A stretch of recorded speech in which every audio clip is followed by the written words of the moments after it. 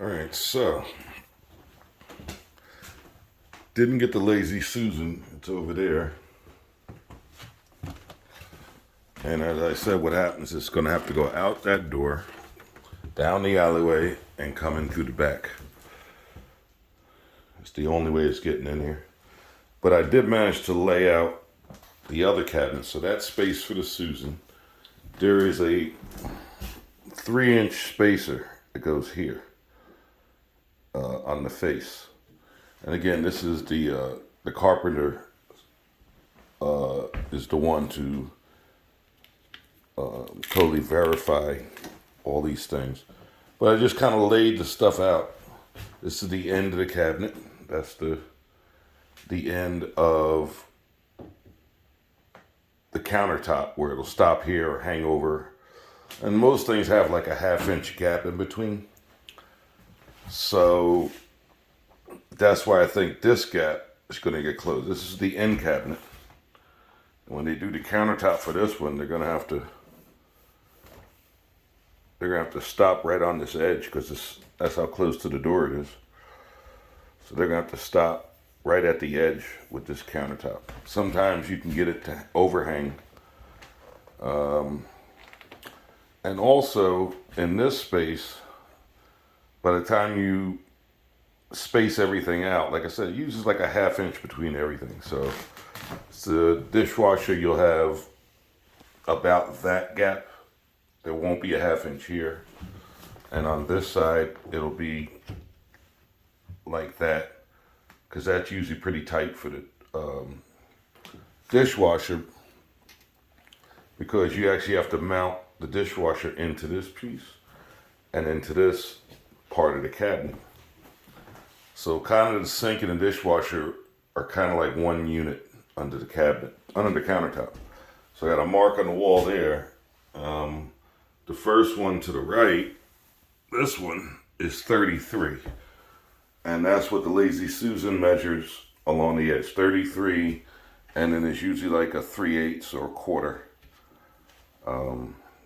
gap. So you can see that here. Here's the side of the cabinet, and there's a quarter sticking out. So if you put two cabinets together, you'd have a 1/2 inch gap in between the panels. And surprisingly, this sucker is plywood, which is a good thing. It's not press board. Even the back is plywood. So it's a nice cabinet. It won't fall apart, or it'll take years for it to happen. So that's that deal. So as far as the gas line goes, the old one, you can't even see it. The old one's probably underneath. There it is. There's the old hole for the gas line. So this corner cabinet or end cabinet came out right on the gas line. So that's what I'm kind of after. I mean, stuff had to be placed over here anyway. I mean, I didn't have to do it, but you always read these diagrams. They got the diagram here. Yeah. Yeah, they got the diagram that shows the layout and all that good stuff. And it always looks good on paper. And I found so many times that you get it there and start putting it in. You drill all your holes, get ready, you drill them to the diagram. And every time, I haven't seen it fail once where something goes wrong. So I learned the hard way that just lay it out. Put everything in place that's supposed to happen. Take a look at it. Make sure it's jostled up where it should be. And then you can start cutting holes. So for example, this is a good cabinet. So the back is plywood, which means everything back here has to be cut through. So you got the vent, you got the hot and cold copper lines, and you got the drain pipe. They all have to be cut through this panel.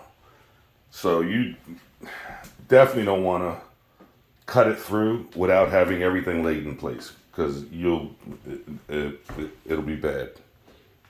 I've only gotten lucky once or twice in 40 years now, or 45 years almost, that I was able to cut the hole through there and the cabinet or the carpenter folks say, yeah, that's it. And you go to put it in, and now you got to ream the hole out or redo the back of the cabinet because the hole had to be cut twice, and then you can't get the escutcheons on. So always keep that in mind. Put your layout. Once you get it, you double check. This order was checked on the truck. It was checked when it got in. I just checked it again today, and now this is the final check. It's like a dry run where you lay it out and look at it and see what needs to be done. And that's the best way to do it. Anything else, it's Russian roulette. You're just waiting to shoot yourself in the head. All right, so that's it for today. I kind of got my answer about roughly where the gas pipe's going to be. Tomorrow, I'll get a definite answer after we get a verification from the carpenter. And I have a really good idea where it needs to be, so that's good. So tomorrow I can finish the gas lines and get all the machinery out of here. It's a lot of machinery, it's heavy, and it's just taking up space, and it could be back. It could be on what needs to be on another job. It's where it needs to be. So we're going to make that happen. All right, still raining, storm still happening. Probably another 2 days of storm. See what we got out here. Yep, still nice and wet.